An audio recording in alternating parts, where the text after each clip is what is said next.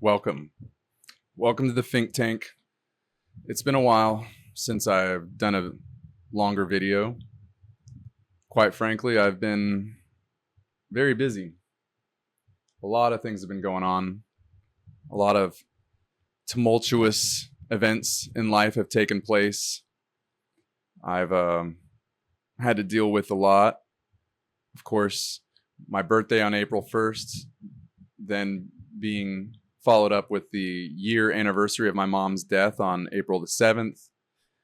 Following that, my grandfather, her father, died April 8th of this year. And I just got back from the funeral. And so, I don't dress up much. I don't normally wear this kind of attire. But when you do, you should take advantage of it, right? So I figured let's make a video. And actually a much larger reason why I wanted to make this video, though, was because I had some thoughts that I wanted to share about Grandpa that I didn't get a chance to because, well, people who knew him a lot better than I did were sharing their experiences with him. And so I figured, okay, well, I can just talk about him since it's a more general understanding of who he is anyway. I think it'll be a little more, maybe it'll be something useful for other people out there. But so I didn't know my grandfather very well, and I didn't even really understand the reasons why I didn't know him too well, but definitely was told. And it was basically that, he'd kind of made a decision when his first wife, my grandmother, died. He quickly remarried and kind of took on the responsibility of being a father to her children. And so his daughters and my uncle, they kind of got the shaft. And so there's been a lot of reason to hold a grudge, hold on to anger against him. And I've decided to let that go recently, and it felt good. And I want to tell you why. Because, well, let's just start with who my grandfather was from what I've learned about him. And I learned a lot today. My grandfather was very ambitious. He's the one who brought my family, or my mom's side of the family, to America. He did it off the sweat of his own back. He was a mechanical engineer. He was brilliant at, top of his class, pretty much excelled at everything he wanted to do and set out to do. There was some adventures that he had that I was completely unaware of before settling in Houston, where he met my grandmother. He'd actually went on some expedition with a couple other Mexicans to Alaska. And then he was in Chicago for a little while, and then very much by chance just wound up in Houston. And the rest is history. But there's a lot about this man that I guess I relate to now, that I realize there's so much that I take from him that I never even knew. Or I never really put it together until really, I guess, I heard his whole story today. And, I didn't get to talk to him much because he never really learned English very well.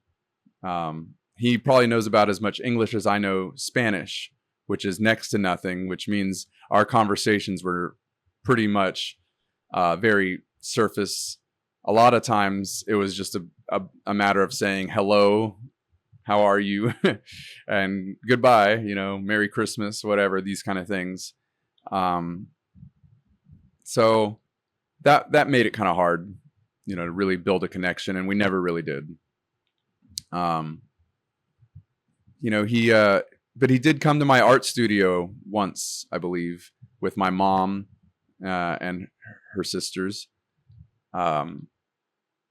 It was a really cool thing for him to do. It was really awesome. He greatly enjoyed it. He was very impressed with my work. He loved my murals that he saw out in the Sawyer Yards, and he was impressed by that. And he was always wearing my shirts. The Nikola Tesla shirt, I believe, was the one that I seen him wearing. I mean, he wore it out. He wore it all the time, and he was very proud of that. I think he, again, like kind of thinking about it now, it kind of makes sense. His mechanical engineering background, his brilliance. I think I think he understood. We had a mutual respect from Nikola Tesla. But sometimes someone close to you may give you a reason not to love a family member. So again, I kind of touched on that a moment ago about, the disconnection, the kind of abandonment that we faced on our side of the family. And, so those are valid feelings. I'm not going to try to say that anybody who holds that against him doesn't have a reason to, but it's more about what's right, and I was told, basically, or not, I wasn't told to not love him or dislike him, but I was certainly being given influence to, right? And that's okay. Again, I'm not holding that against anybody. Everyone has their way of dealing with the unfairness of life. But, taking that as it were, it would have been very easy for me to ignore him on his deathbed, basically, because he was in the hospital for a week or so, right before he was about to come home for hospice, and then he just died, basically, in that process of that. And I remember it was very easy for me to kind of, stay busy with my work and everything, as I have to do. I do have to continue working to survive. And it really, you would see on the surface, it does me no favors to really spend any time out there and do that. But something called me to kind of go. I guess it's my conscience. And I was like, you know what? Despite the feelings of abandonment, the feelings of complete disconnection, and the anger that he never bothered to learn the language to speak to me and the others in my family who don't speak Spanish. And that would have been very easy to kind of just hold on to that. I decided, I almost took that poison, that hate, because that's really what hate is. It's kind of a poison that you take, and it hurts you more than it hurts the person that you're hating. And maybe it hurts you both greatly too. I mean, not to say that in some situations it does hurt both parties, but it hurts you. It's like killing yourself to kill someone else, right? Poisoning yourself to poison someone else. And I almost did that, but I went to see him one last time, and which I didn't even know it was going to be the last time. I actually thought I'd get another chance to see him when he came home. But when I went into the hospital there, I wasn't even expecting, out of all the years of saying hello to him at family functions, basically, Easter, Christmas, and Thanksgiving, I was so used to that kind of just almost kind of surface level, just not very much to it, kind of hello, hola, ¿cómo está? Feliz Navidad again, these kind of things. And that would just kind of be it. But this time when I came in there, I think he was a little surprised to see me, but I felt a lot of love from him in that last moment. Uh, he, reached his hand out to me, and I took his hand, and he gripped me pretty strong for a man on his deathbed. And it was probably the strongest handshake I think we ever had. It was more of just holding hands in a very, a very strong way.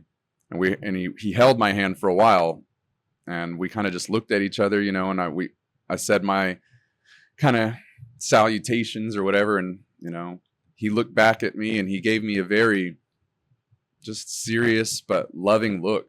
And I could see in that moment, that he knew he was on his way out, and he was just so thankful that I didn't hold it all against him. It's this kind of unspoken truth, this thing that we didn't have the language to speak, but it was a connection that was there. Finally, maybe, and I'm glad I gave that to him. I'm glad I gave it to myself to have that moment, and so needless to say, I'm so thankful that I saw him and resisted the poison of hate and resentment. Death and suffering should bring us closer together, especially as a family. It should certainly do that, and that's what I expected from my mother's death. And for the most part, I felt like that was the case, but it wasn't completely. It actually, sometimes people allow death and the pain that it brings to drive a wedge between themselves and some of their loved ones. And that's really surprising to me. I don't totally understand that. I know that we all grieve differently, but I don't see how, I don't know, I guess it's not a productive way. And it's not my way.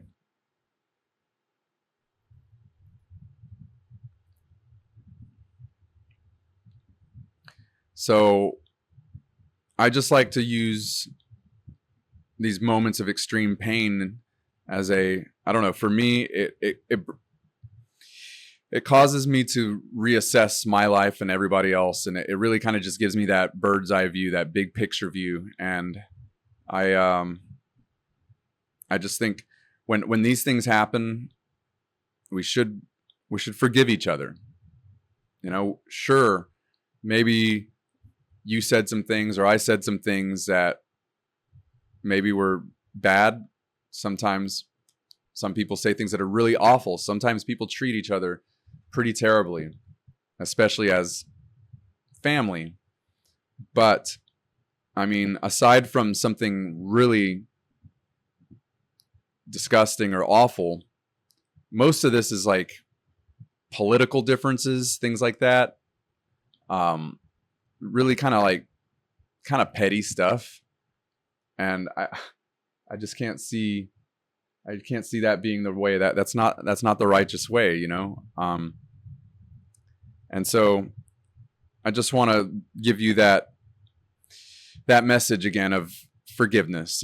Forgive the people in your life, especially your family, your blood relatives. Like, come on, man, just give it up.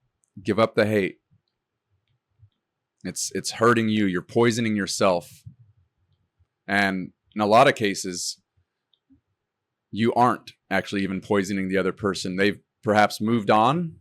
Perhaps they've forgiven you already, and they're moving on, and they're doing fine as far as that's concerned. And you're only hurting yourself with that. It's an awful poison, resentment and hatred. And I'm not a Christian, or I don't necessarily consider myself a Christian, but I do love the Christian message, and I do see that it is it's a religion of forgiveness, and it's one of the only religions that I know that really focuses on forgiveness, and that's what this world needs right now. I mean, that's what we need politically, especially. Like, people need to forgive each other for making these terrible decisions. Because honestly, all we have are terrible decisions to make lately. You know, one guy who shits his pants and does all the wrong things, you know, and the other guy maybe did a few good things and then deceived us and went the same route. Like they're both terrible, you know.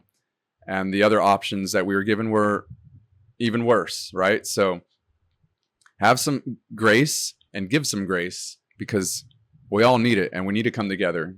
And that's the only way we fight the enemy, right? Is to unify. As long as we're divided, we are conquered, right?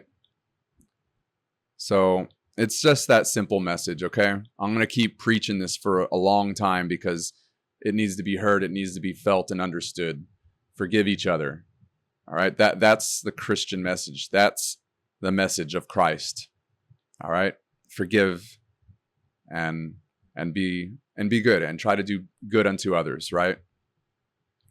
By the way, if you're hearing any horrible background sound, it's because my AC just went out, and I'm sitting in here in this monkey suit to be impressive because I love it. It's just like I love this jacket that I screen printed my designs on.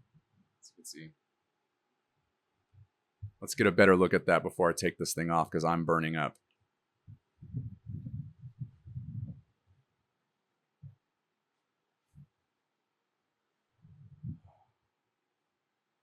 Check that out.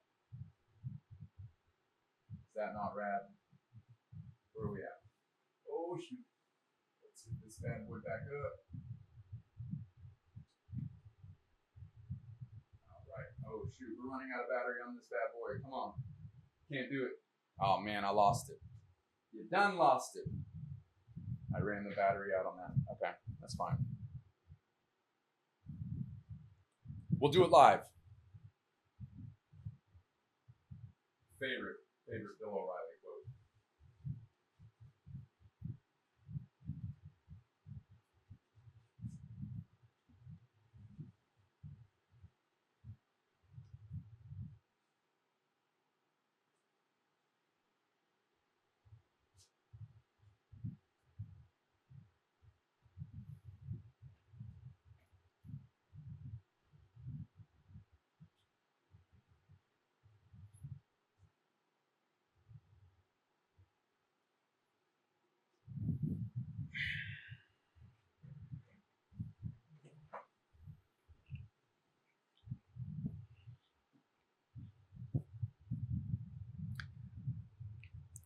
So,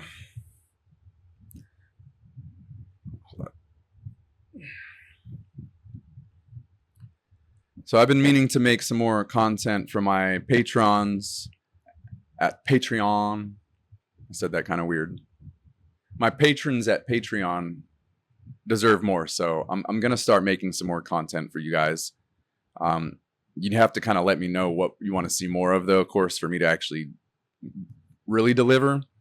So, assuming that this also goes on YouTube, because it probably will, y'all let me know in the comments if you want to see more about the inner workings of my art and maybe the inner workings of my mind and how I come to the conclusions I do with my art and with the moves I make.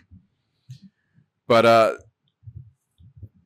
I'm super thankful for the people who have shown me grace, who forgive and allow me to be me, you know?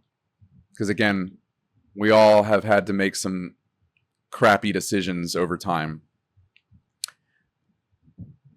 But I'm really inspired by the story of my grandfather, and I really want to make sure that my story is as good as his.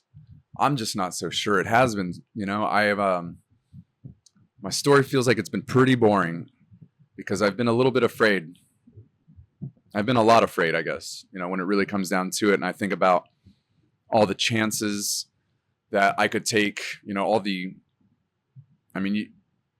never know what's going to happen. You could fall flat on your face. And a few times that I did try, I felt like I fell. And so you kind of learn from those experiences, right? But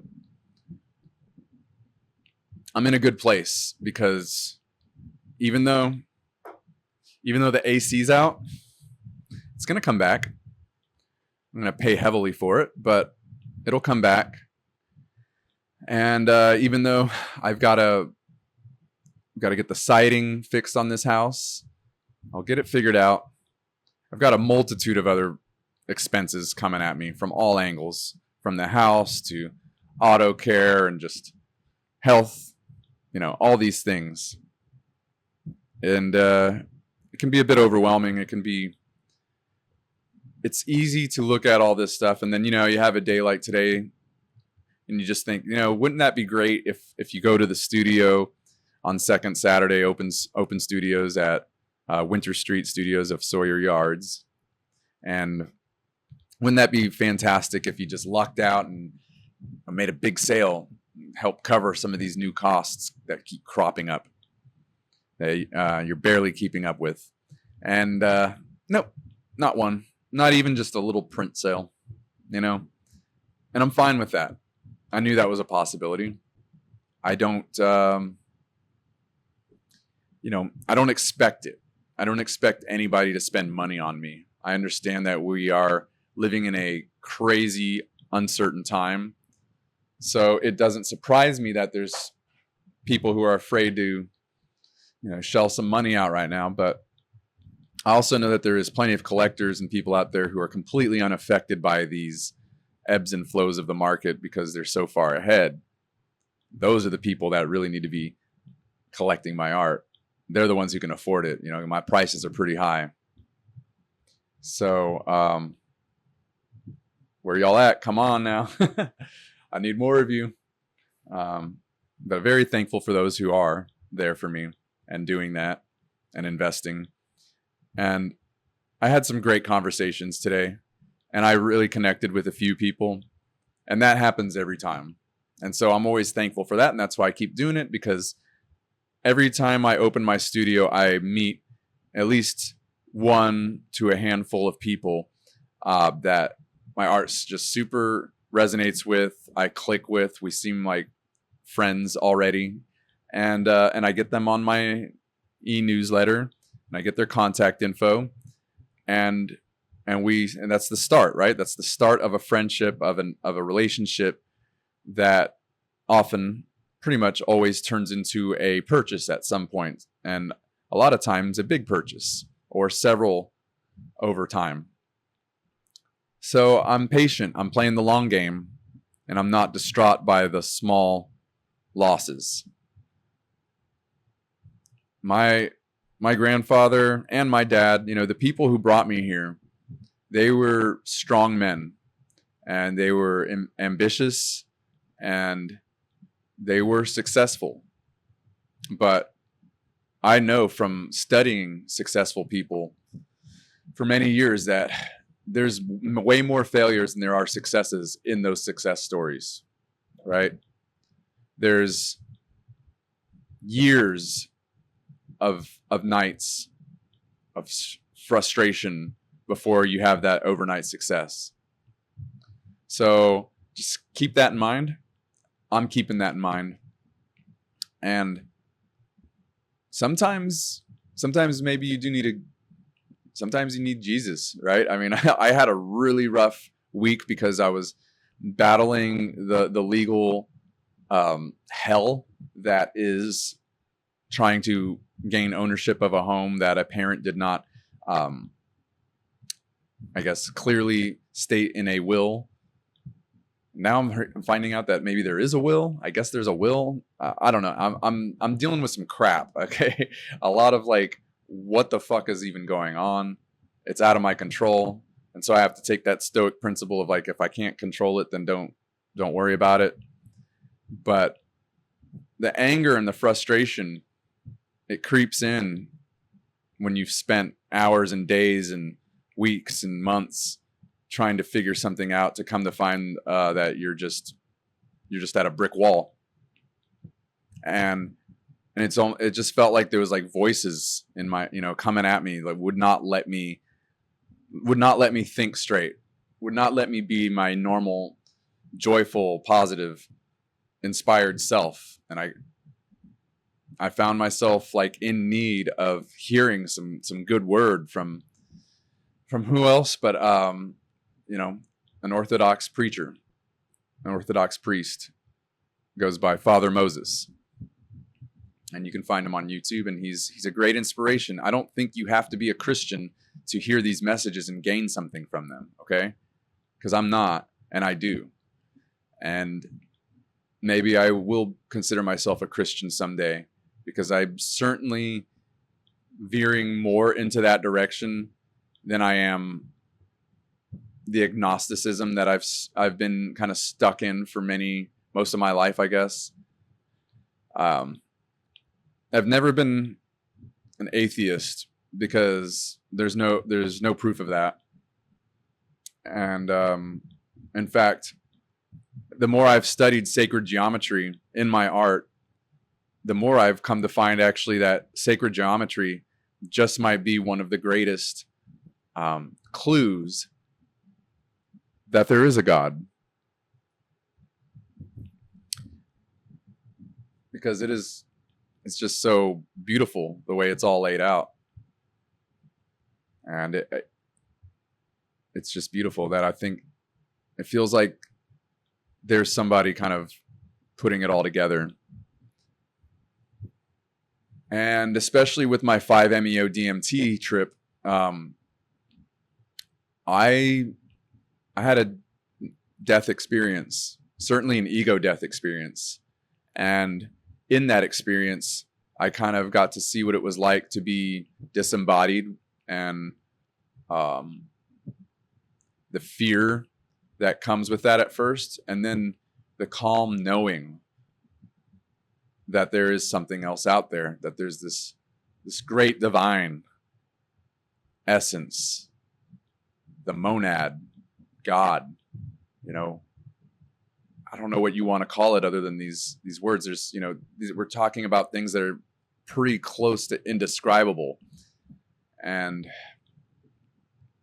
I experienced that, and it definitely was a life-changing event, and it helped me kind of ditch the old me who was broken, especially by the end of losing my father and my mother over the last decade. And I'm a new man now because I don't really fear death. And I know it's not the end. I know there's something beyond. And I know that when you die, there's actually this greater presence, and you unite with that. And it's holy, and it's sacred, and it's beautiful. And, you know, I'm not saying that it's the Christian God. I don't know if it's that or if it's the Buddhist God or whatever, but it's certainly a presence. It's an all-knowing, all-seeing, it's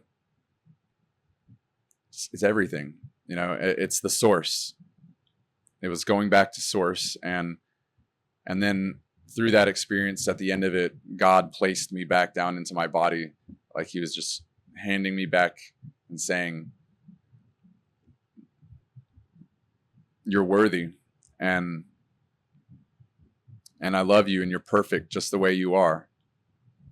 And I'd never felt such acceptance. And maybe that's what I've been searching for all my life, is just to feel like I was good, and that I am worthy of my dreams and goals. And it's a hard thing to feel, especially when you've been told your whole life that, you know, by the people around you, friends and colleagues and people in the industry, who, for whatever reason, they shoot you down and you get rejected, but yet you've done so good, and you know you've got something special. And so that disconnect, it created a lot of dissonance in me, in my heart. And I really don't have so much of that dissonance anymore. It's certainly reduced dramatically. But I'm still learning. I'm still integrating that experience. It's not something that you just walk away from and then say, "Oh, okay, well, good to go now." You have to process this information. It takes many days and months and years even. So I'm still processing the information that I got from that one trip. But the integration has been beautiful, and I catch myself now, and I'm noticing, especially as of late. Again, I've seen how the ego has slowly crept back into me, and now it's doing its dirty work. It's causing me to feel pain again, and that's sad, because I had this divine revelation, and now it's kind of like the ego's winning again, right? And I don't want to let it win. I don't see how it does, but it's very manipulative. And it does feel like there's demons or negative entities disembodied as well that are kind of just floating around all the time, just ready to hit you with it, with whatever it is you need to hear or think. Install that thought and get you down that dark road again. But having that experience that I can reference allows me to pull my ass out of those deep dark pits a lot quicker and a lot easier. But again, this was a terrifying experience, and it's not something I think a lot of people can handle. And I don't even think a lot of people can surrender to this experience. You have to be like really, really ready and really brave. And I was just so tired of myself. I mean, I was like, I need my slate wiped clean. And so that's what happened with that. Well, this rant's gone on for a while, but I'll leave you with that message then. It's just transcending the ego. It's an ongoing battle. And so I don't hold it against my haters that they can't let go of their ego, and that they can't let go of their reasons or whatever they think it is that's justified to hate me or anybody. We're all on our own journeys, and some of us will die with that hatred, unfortunately. I just know that I won't. I know that I could die right now or whenever, but I'm not holding on to those things. And I just hope you won't either. I hope you let go, and I hope you forgive. All right? Best of energies.